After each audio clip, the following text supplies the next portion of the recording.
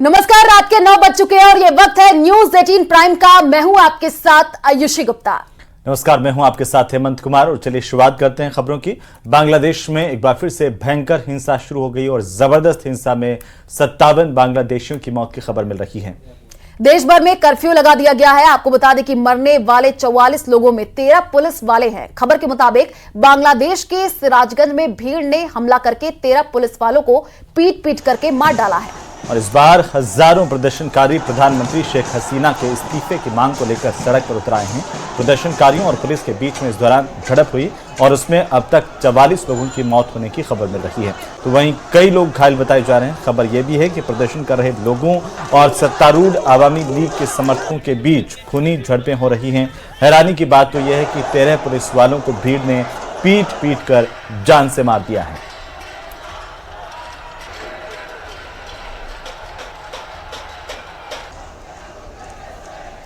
तो देश भर में कर्फ्यू लगाया गया है। इंटरनेट सेवा भी बंद कर दी गई है। शेख हसीना के इस्तीफे की मांग की जा रही है। तस्वीरें हम आपको टीवी स्क्रीन पर दिखा रहे हैं। आप देखिए, बांग्लादेश में एक बार फिर से हिंसा जो है वो भड़क गई है। 57 बांग्लादेशियों की मौत की खबर सामने आ रही है। तस्वीर देखिए, कहीं पर बस को जला दिया गया है और आगजनी की भी एक घटना आप देख पा रहे हैं। जगह जगह आग भी लगा दिया गया, तोड़फोड़ की जा रही है। उसकी तस्वीर हम आपको टीवी स्क्रीन पर दिखा रहे हैं। तो बसों में तोड़फोड़ की गई है।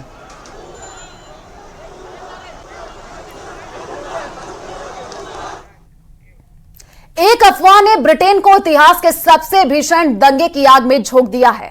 ब्रिटेन के 9 शहरों में आगजनी और जमकर उपद्रव हुआ है। हिंसा की शुरुआत 3 बच्चियों की हत्या के बाद हुई। इस हत्या के संदिग्ध आरोपी के इस्लाम से संबंध की अफवाह उड़ने के बाद यह भयानक दंगा भड़का और हत्या के आरोपी जो है एक्सल रुदाकुबाना को अवैध प्रवासी बताने वाली फेक न्यूज भी सोशल मीडिया में वायरल हुई। जबकि आपको बताया कि एक्सल की हकीकत कुछ और निकली है।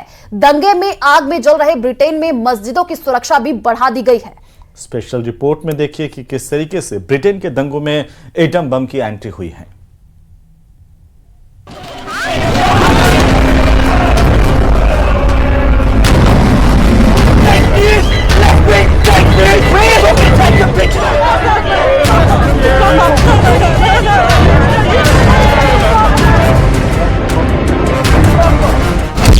ब्रिटेन के इतिहास का सबसे भयानक दंगा।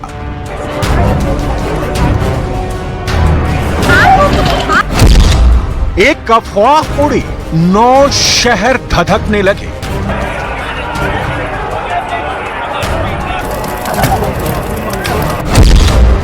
ब्रिटेन में आगजनी और लूट से हाहाकार।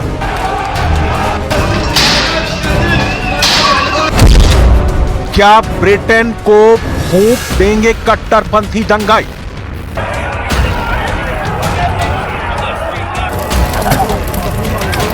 दुकानों में लूट, मकानों में तोड़फोड़, लाइब्रेरी में आगजनी, शराब स्टोर में डाका, सड़क पर पुलिस से संग्राम। दंगा डरावना, भयानक और भीषण, सन्न कर देने वाला खूनी संघर्ष। जान देने और लेने पर उतारू उपद्रवी। ईंट पत्थर से लैस नकाबपोश जैसे इन नकाबपोश डकैतों ने ब्रिटेन की बर्बादी का कॉन्ट्रैक्ट ले रखा है। ब्रिटेन में जहां देखिए वहां तांडव मचा रखा है। खून खराबा हो रहा है। जिसे देखिए सब कुछ फूंक देने पर आमादा है। ये कोई एक शहर की बात नहीं, ब्रिटेन के 9 से ज्यादा शहर दंगे की आग में झुलस रहे हैं। दंगाई इस कदर बेकाबू हैं कि सुरक्षा बल भी उनके आगे टिक नहीं पा रहे हैं।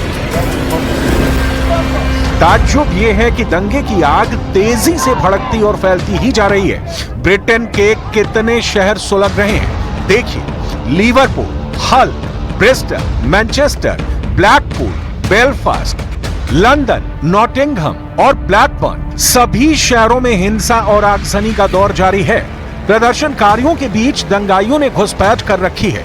दंगाई बोतल से हमले कर रहे हैं, दुकानें लूट रहे हैं, पुलिस अफसरों पर हमले कर रहे हैं। जहां कुछ भी नहीं मिलता दंगाई वहां आग लगाकर सब खाक में मिला रहे हैं।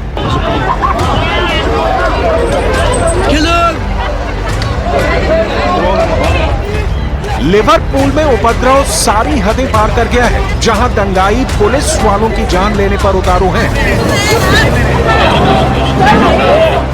लिवरपूल में दंगाइयों ने शहर की नई स्पेलो हब लाइब्रेरी को आग में झोंक दिया। शनिवार रात को हिंसा का दौर सबसे भयावह शक्ल अख्तियार कर चुका था।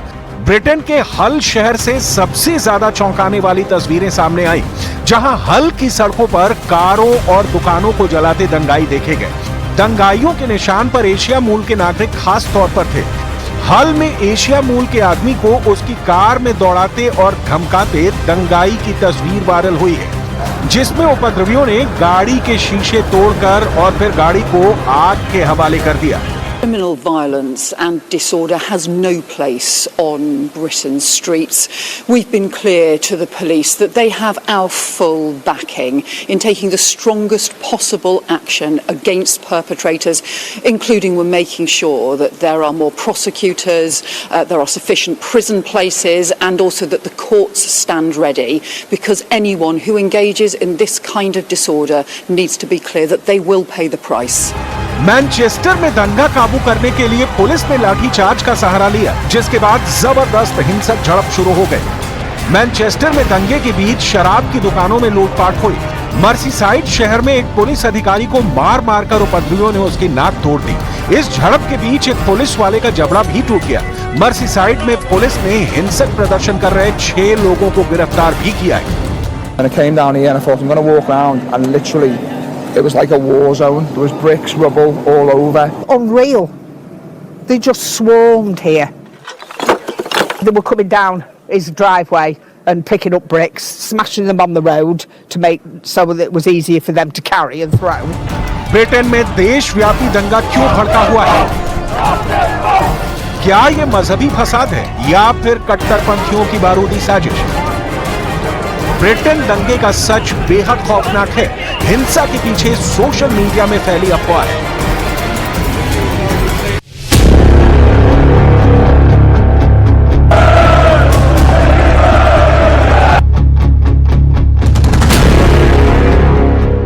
असल में ब्रिटेन के साउथ पोर्ट में टेलर स्विफ्ट थीम वाली योग क्लास के दौरान चाकूबाजी की वारदात में 3 बच्चियों की मौत हो गई थी। इस वारदात के बाद सोशल मीडिया पर दावा किया गया कि साउथ पोर्ट का हमलावर एक अप्रवासी मुस्लिम था जो अवैध रूप से ब्रिटेन में घुसा था। यही अफवाह पूरे ब्रिटेन में आग की तरह फैल गई, जिसके बाद अप्रवासी मुसलमानों के खिलाफ विरोध की लहर सुनामी बनती चली गई।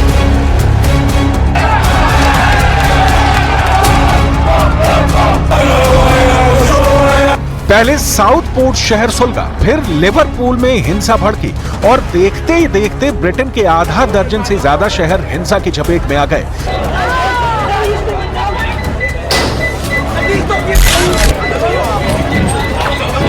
दंगा भड़कने के बाद स्वीडन के पत्रकार पीटर स्वीडन ने एक वीडियो शेयर कर दावा किया कि ब्रिटेन में बॉर्डर बंद करने की मांग के खिलाफ प्रदर्शन हो रहे हैं। पीटर ने एक्स पर एक वीडियो पोस्ट करते हुए लिखा, खुली सीमा विरोधी प्रदर्शनों के जवाब में नकाबपोश लोगों के बड़े सशस्त्र गिरोह ब्रिटेन की सड़कों पर अल्लाहू अकबर चिल्लाते हुए घूम रहे हैं।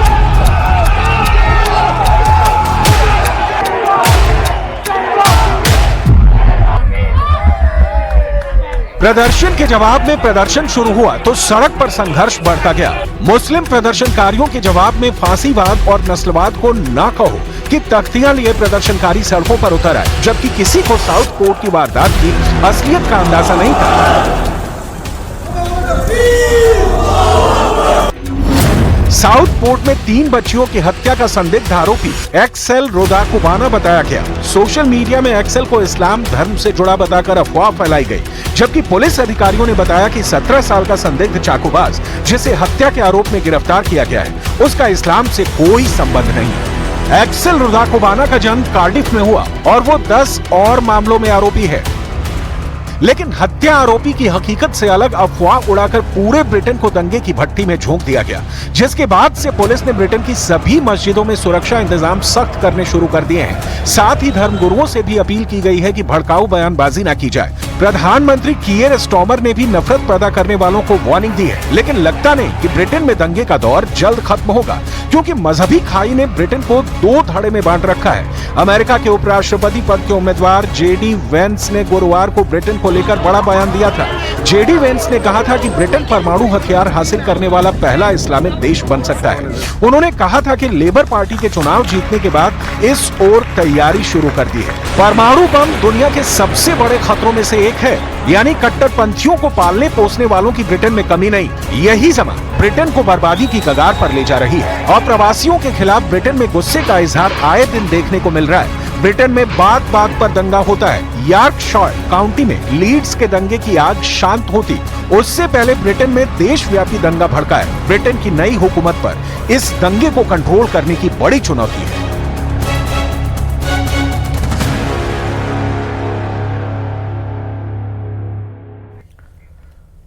तो वहीं देश के कई राज्यों में जल तांडव देखने को मिल रहा है और उत्तर भारत इस वक्त जल तांडव से घिरा हुआ है। उत्तराखंड हो या फिर जम्मू कश्मीर, हिमाचल से केरल, हर कहीं सैलाबी सैलाब दिख रहा है। जम्मू कश्मीर में जहां नदियों और झीलों में उफान आया हुआ है, वहीं उत्तराखंड के कई शहर में जमीन खिसकने की खबर सामने आई है। और इस तरह की कई घटनाएं सामने आने के बाद लोगों में डर का माहौल है। रिपोर्ट देखिए।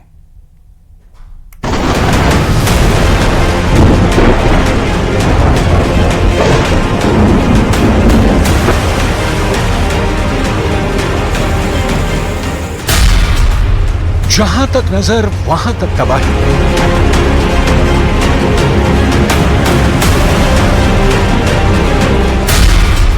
पहाड़ से मैदान तक सैलाब की गवाही।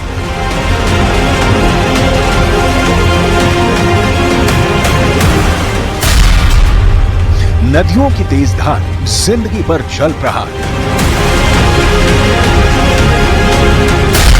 मुश्किल डगर, कुदरत का जारी है कहर।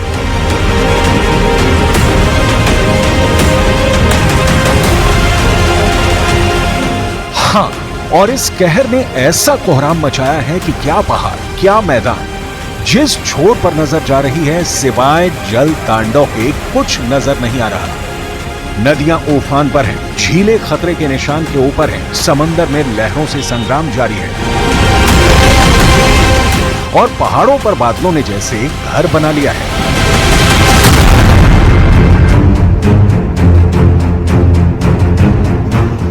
बारिश और बाढ़ से करीब करीब आधा हिंदुस्तान बेहाल है। बादल फटने और जमीन खिसकने से हालात जानलेवा हो गए हैं। हिमाचल प्रदेश से लेकर केरल तक आसमानी आफत जारी है। उत्तराखंड और हिमाचल प्रदेश में जगह जगह पहाड़ से पत्थर गिरने से सड़कों का सैकड़ों गांवों और शहरों से संपर्क टूट गया है। और जम्मू कश्मीर में तो हालात ऐसे बन गए हैं कि लोगों से बिना जरूरत बाहर निकलने और नदी झील के पास जाने से मना किया जा रहा है।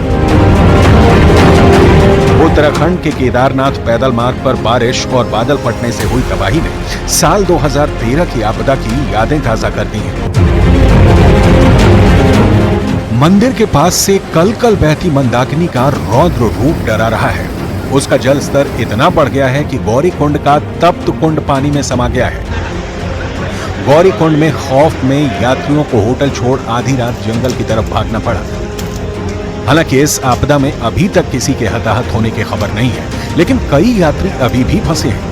कल सुबह तक करीब 1000 यात्री ध्यान में ही फंसे हुए थे। बाकी यात्री पैदल मार्ग में अलग अलग जगहों पर हैं। मौके पर वायुसेना के चिनूक और MI-17 हेलीकॉप्टरों ने मोर्चा संभाला हुआ है। वहीं इस बीच दूसरी तरफ ऊंची पहाड़ी से लैंडस्लाइड का खतरा अब भी मंडरा रहा है।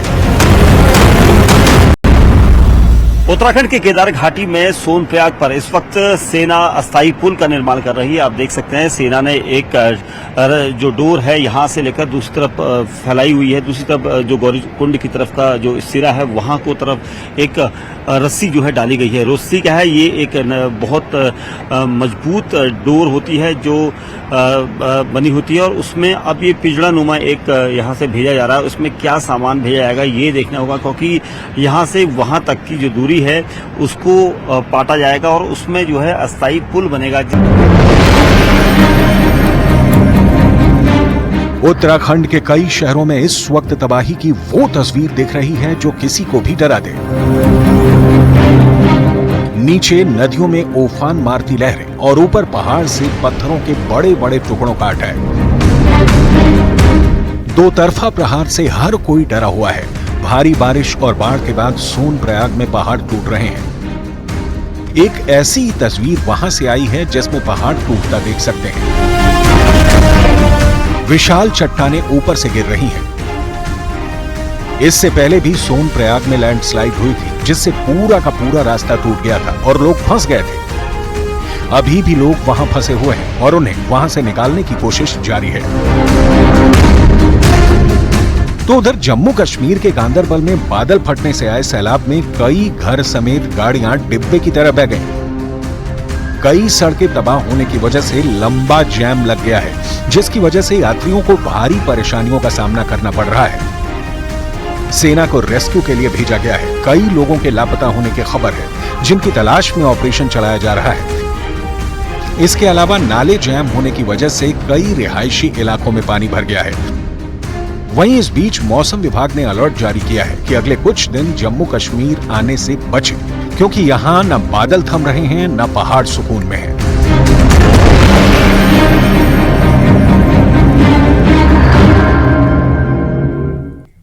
तमिलनाडु की एमके स्टालिन सरकार में मंत्री एसएस शिवशंकर के भगवान राम पर दिए गए बयान पर सियासी बवाल मचा हुआ है। तो तमिलनाडु के परिवहन मंत्री एसएस शिवशंकर ने भगवान राम को लेकर के विवादित बयान दिया। शिवशंकर ने कहा कि भगवान राम के अस्तित्व को साबित करने के लिए कोई पुरातात्विक सबूत या ऐतिहासिक रिकॉर्ड नहीं है। उन्होंने कहा कि भगवान राम के इतिहास का पता लगाने के लिए हमारे पास कोई सबूत नहीं है। अगर राम अवतार होते तो उनका जन्म नहीं हो सकता था। अगर उनका जन्म हुआ तो वे भगवान नहीं हो सकते। देखिए रिपोर्ट।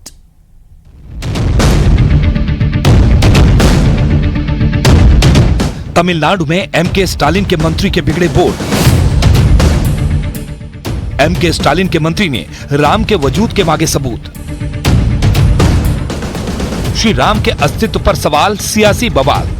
நாம் அதை வைத்து ஆதாரபூர்வமாக இதை கொண்டாடுகின்றோம். ஆனால் ராமன் இருந்ததற்கு வரலாறும் கிடையாது, ஆதாரமும் கிடையாது. அவர்களே அவதாரம் என்பார்கள். ஒரு அவதாரம் என்றால் பிறக்க முடியாது. भगवान श्री राम पर एक बार फिर से सियासी संग्राम शुरू हो गया है। इस बार राम पर विवादित बयान देकर सुर्खियों में आए हैं तमिलनाडु की एमके स्टालिन सरकार में परिवहन मंत्री एसएस शिवशंकर। बयान भी ऐसा जिसमें वो भगवान राम के जन्म से जुड़े सबूत मांग रहे हैं, तो कभी उन्हें अवतार मानने से इनकार कर रहे हैं। तमिलनाडु के मंत्री के बयान से सियासत इतनी तेज हो गई कि पूरे देश में हड़कंप मच गया। பிரதமர் கோயில் எடுத்திருக்கிறார். 3000 ஆண்டுகளுக்கு முந்தைய வரலாறு என்றார். அது உண்மை அல்ல, வரலாறே கிடையாது. நமக்கு ராஜேந்திர சோழன் வாழ்ந்ததற்கு சோழன் கட்டிய கோயில் இருக்கிறது, வெட்டிய குளம் இருக்கிறது, செப்பேடுகள் இருக்கிறது, சிற்பங்கள் இருக்கிறது. நாம் அதை வைத்து ஆதாரபூர்வமாக இதை கொண்டாடுகின்றோம். ஆனால் ராமன் இருந்ததற்கு வரலாறும் கிடையாது, ஆதாரமும் கிடையாது. அவர்களே அவதாரம் என்பார்கள். ஒரு அவதாரம் என்றால் பிறக்க முடியாது, அது கடவுள் என்று நாம் கொண்டாடுவது. கடவுளாக பிறந்துவிட்டால் அவதாரமாக இருக்க முடியாது. எனவே நம்மை மயக்கி நம்முடைய வரலாற்றை மறைத்து வேறொரு வரலாற்றை உயர்த்தி காட்டுவதற்கான ஒரு வாய்ப்பாகத்தான் அதையெல்லாம் செய்கிறார்கள்। भगवान राम पर एक बार फिर से सबूत मांगे तो संतों से लेकर सियासतदानों ने प्रतिक्रिया दी।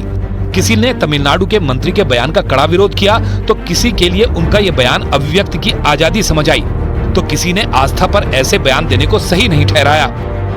कांग्रेस के नेतृत्व वाली इंडी गठबंधन का हिंदू, सनातन और राम विरोधी घिनौना चेहरा एक बार फिर सामने आ गया है। कुत्सित मानसिकता के शख्स तमिलनाडु के परिवहन मंत्री है। नाम है एसएस शिवशंकर। वो कहते हैं कि राम जी के भगवान होने के अस्तित्व का कोई ऐतिहासिक प्रमाण नहीं है, इसीलिए प्रभु राम की पूजा ही नहीं होनी चाहिए। अरे भस्मासुर, कण कण में बसे प्रभु राम पर सवाल उठाने से पहले एक बार अपने नाम का तो ख्याल कर लेते। देखिए, ये तो आस्था का सवाल है। किसी को किसी पर आस्था है, किसी को किसी पर आस्था है। मेरा ख्याल है इस पर किसी तरह का कमेंट करना, तनकीद करना मुनासिब नहीं है। भगवान राम के अस्तित्व पर सवाल उठाने वाले एसएस शिवशंकर जिस पार्टी डीएमके से जुड़े हैं, उनके सबसे बड़े नेता करुणानिधि भी कह चुके थे कि भगवान राम के अस्तित्व का कोई ऐतिहासिक साक्ष्य नहीं है। उनके अलावा भी दक्षिण भारत से कई नेता सनातन और भगवान राम पर सवाल उठा चुके हैं। अब एक बार फिर से राम पर सवाल उठा तो राम भक्त फिर से गुस्से में दिखने लगे। भगवान राम पर टीका टिप्पणी किया है, ये संत समाज, हिंदू समाज, सनातन समाज पर कुठाराघात किया है। इनकी बुद्धि दुर्बुद्धि हो गई है। अपने पूर्वजों के बारे में इनको जानकारी नहीं है और भगवान राम के विषय में टीका टिप्पणी कर रहे हैं। ये बिल्कुल गलत है, अन्याय है। इनको कठिन से कठिन और कठोर कार्रवाई इनके साथ किया जाए। भगवान राम एक बार फिर से सियासत के केंद्र बनते नजर आ रहे हैं, क्योंकि तमिलनाडु के मंत्री के बयान पर विरोध तेजी से होने लगा है। सवाल ये है कि क्या वोट बैंक की राजनीति के लिए सनातन धर्म को निशाना बनाना ठीक है?